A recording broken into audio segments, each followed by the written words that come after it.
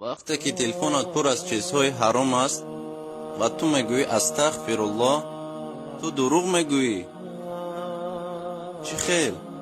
аввал ҳаромро пок мекунам, сипас мегӯям Парвардигаро, ман росташро ба ту мегӯям, инро ба хотири ризои ту пок кардам, пас маро бубахш. Ман аввал ҳаққи мардумро боз мегардонам ва сипас тавба мекунам. вақте ғайбат мекунам меистам ва мегӯям Парвардигаро, тавба кардам, дигар бас аст. дар ин сурат ту ростгӯ ҳастӣ, чунки шартҳои тавба инҳоянд: пушаймонӣ, тарки гуноҳ ва иродаи қавӣ барои бознагашта ба гуноҳ.